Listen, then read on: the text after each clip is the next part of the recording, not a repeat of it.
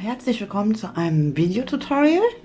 Ich mache ja auf Instagram aktuell jeden Tag ein kleines Blumenvideo mit kleinen Botschaften. Und bei diesem hier wurde ich nach einem Tutorial gefragt und das möchte ich heute mit euch machen. Das ist ganz einfach, ganz lockere Blumen, die ihr mit euren eigenen Botschaften kombinieren könnt. Was ihr dazu braucht, ist Papier. Das Ganze funktioniert natürlich auch auf Leinwand, aber auf Papier übt es sich leichter. Und ich habe dann hier solche kleinen Papiere, wo ich mir meine Farbe auftrage, die ich danach auch dann weiter verwende. Dann braucht ihr einen Color Shaper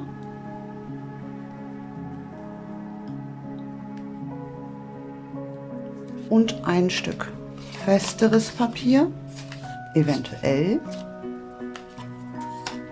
Dann einen kleinen Flachpinsel und einen schwarzen Feinliner, nach Möglichkeit permanent haftend. Ich nehme immer gerne hier so einen Tuschestift oder aber auch einen permanent haftenden OH-Pen oder solche Pigmentliner.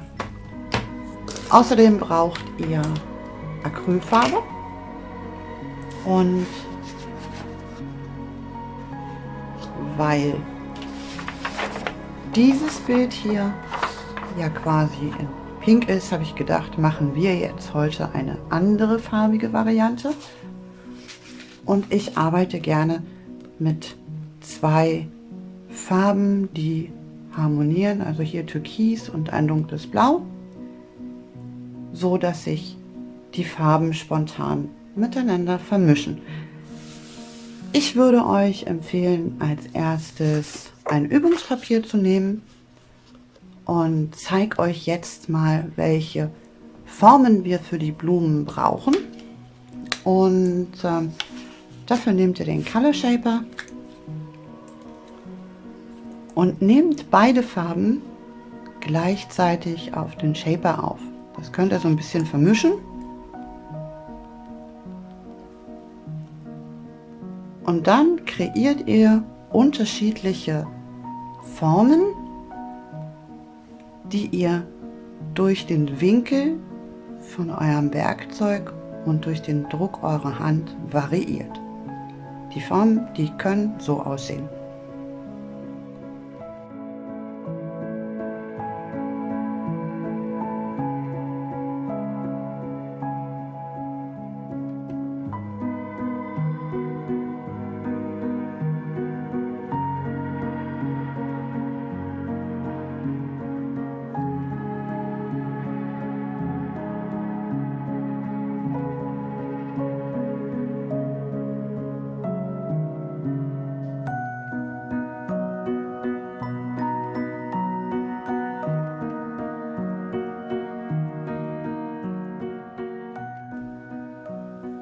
Das solltet ihr auf jeden Fall auch vorher auf einem Papier üben.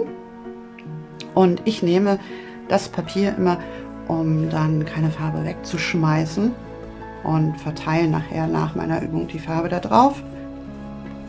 Daraus mache ich dann später irgendwas anderes und benutze das als Hintergrund oder als Collagenpapier. So, wenn ihr keinen Color Shaper habt, dann könnt ihr das Ganze auch einfach mal probieren mit einem Stück Papier. Also das sollte schon ein bisschen festeres Papier sein und das knickt ihr dann einmal in der Mitte und reißt euch das so in die Breite, wie ihr das haben wollt, und probiert das damit mal aus.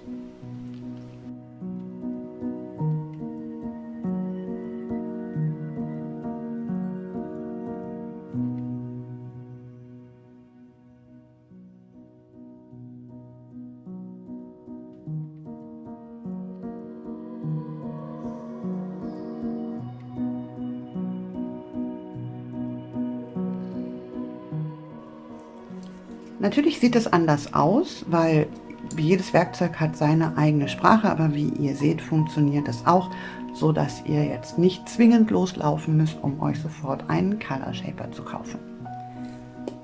Wenn ihr euch dann gerüstet fühlt, dann nehmt ihr ein großes Blatt Papier und dann setzen wir zusammen die Blume um.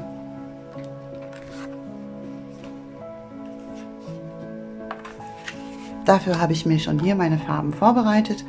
Das ist einmal das Türkis, einmal das dunkle Blau für die Blumen, für die Mitte der Blüte das Gelb als Kontrastfarbe und für den Blumenstiel mache ich das genauso mit zwei Farben, ein helles Grün und ein dunkles Grün. Ja, und dann geht das auch schon los. Ich orientiere mich tatsächlich ein bisschen an dem Ursprungsbild, ne? Und das lege ich mir hier beiseite, damit ich sehen kann, wie ich das da so in etwa gemacht hatte, und davon wollen wir halt jetzt die blaue Variante machen. Wir fangen mit den Blütenköpfen an. Wieder beide Farben. Und jetzt arrangiert ihr quasi die Formen, die ihr vorher geübt habt, einfach zu einer Blüte. Unterschiedliche Formen in unterschiedlichen Winkeln und in unterschiedlichen Schattierungen.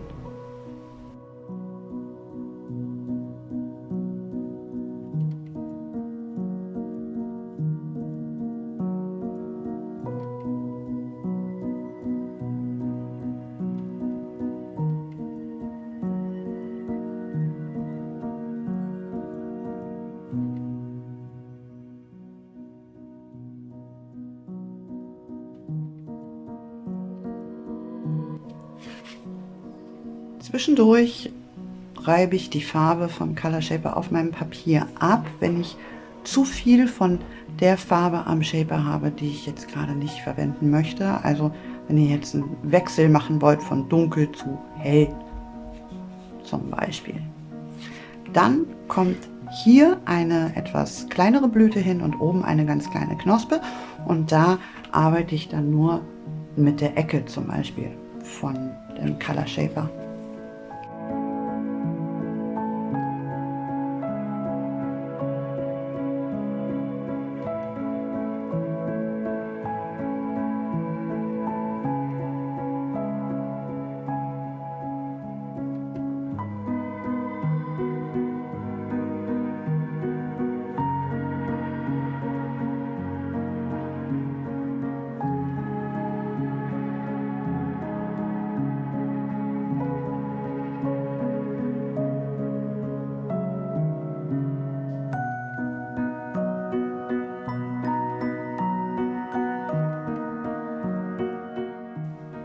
Jetzt ist es auch schon Zeit, dann die Farbe zu wechseln.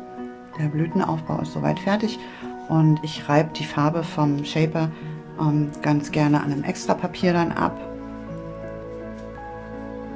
die ich, wie gesagt, ich kann es nicht oft genug sagen, dann sammle, um keine Farbe wegzuwerfen und um daraus andere schöne Dinge später zu machen.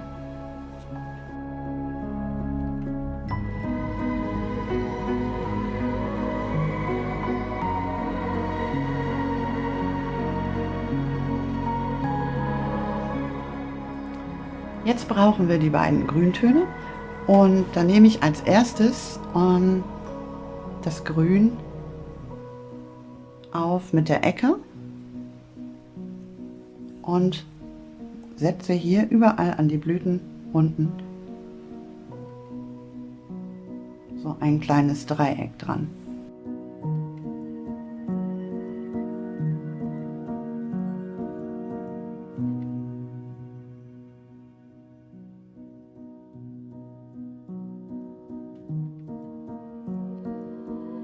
Dann reibe ich das wieder ab, und jetzt arbeite ich wirklich nur mit diesem Teil, nehme dafür beide Farben auf.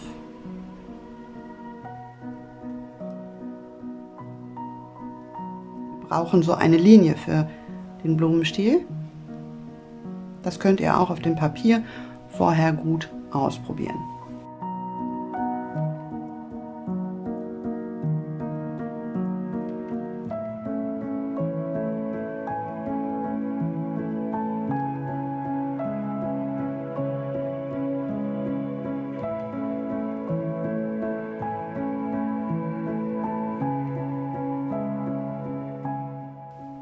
Hier in der Mitte lasse ich eine Lücke für den Text, den ich in meine Blumennachricht schreiben möchte.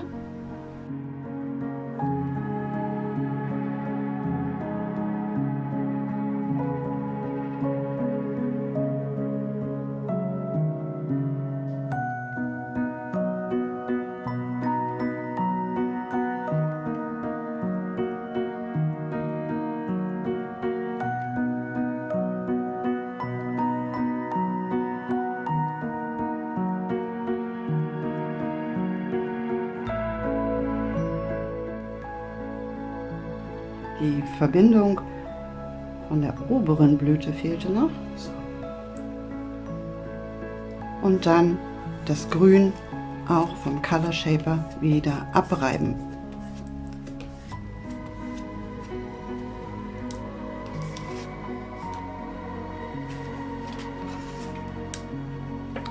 Jetzt nehmt ihr mit einer Ecke das Gelb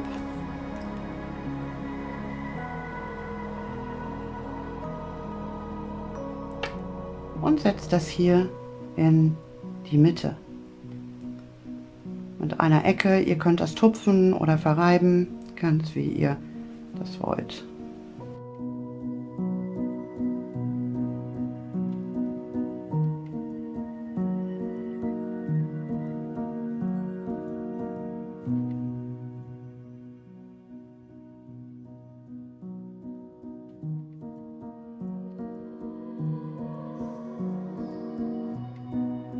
Dann macht ihr das wieder sauber. Den Color Shaper brauchen wir jetzt nicht mehr. Und jetzt nehmt ihr euch euren Pinsel und mit dem schließen wir hier die Lücke mit verdünnter Farbe, das heißt mit Wasser.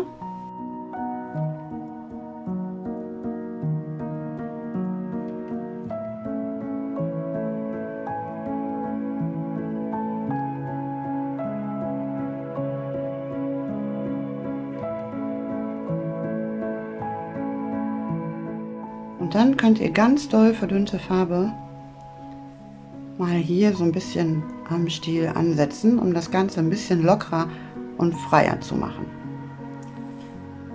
Wenn ihr da mal zu viel Farbe habt und euch das nicht gefällt, dann holt ihr das Wasser aus dem Pinsel, dass der wieder trocken ist. Also ihr könnt ihn auch mit einem Papiertuch abreiben. Und dann könnt ihr das Wasser oder die wässrige Farbe hier auch wieder wegsaugen.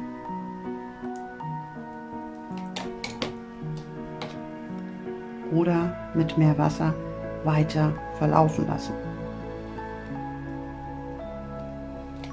Ich setze dann da gerne noch so Sprenkel hin, um das Ganze noch mehr aufzulockern. Dann können wir noch Sprenkel in die Blüten setzen. Dafür verdünnt ihr euch die Farbe der Blume ganz doll mit Wasser. Und die Sprenkel macht ihr aber so, wie ich es jetzt hier vormache, weil ihr das damit besser kontrollieren könnt. Ich übe das selber immer vorher auf einem Blatt Papier.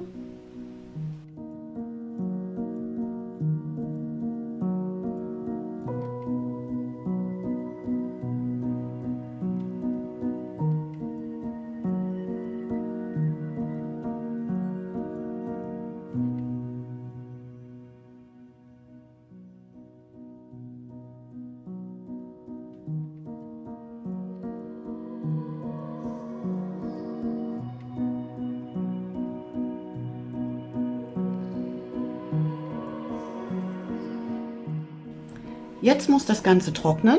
Ihr könnt das an der Luft trocknen lassen oder ihr föhnt euer Bild trocken. Aber es muss für den nächsten Schritt wirklich richtig trocken sein, weil ihr euch sonst den Stift kaputt macht.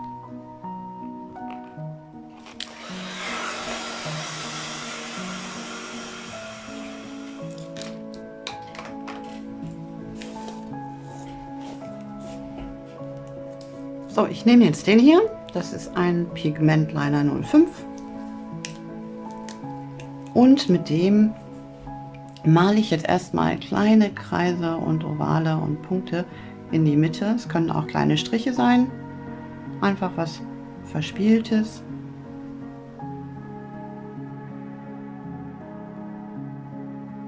So wie euch das gefällt. Und ihr könnt auch hier noch kleine schwarze Punkte dazu machen.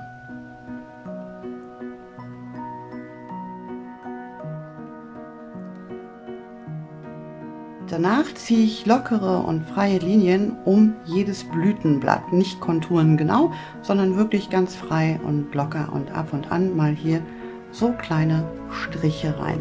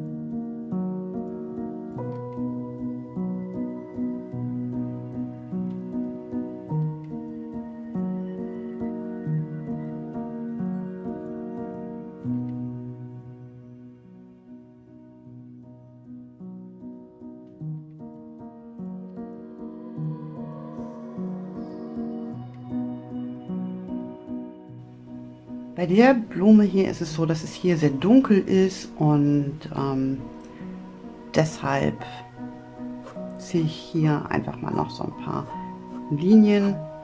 Das habe ich bei der anderen Blume nicht gemacht. Hier finde ich das aber ganz schön, um die Blütenmitte noch ein bisschen aufzulockern und gleichzeitig aber auch zu betonen.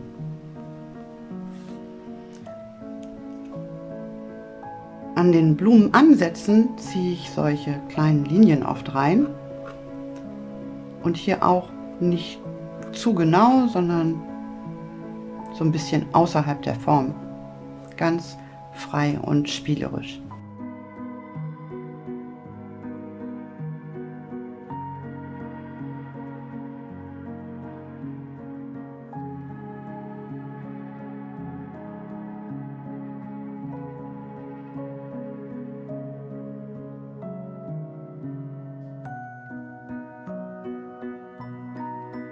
Dann ziehe ich auch die Blumenstiele hier anteilig nach.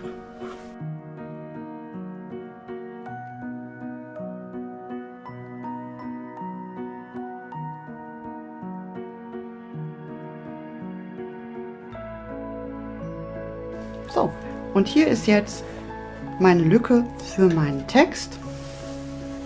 Dafür drehe ich mir das Bild so, wie ich das brauche und schreibe hier meine Mitteilung rein.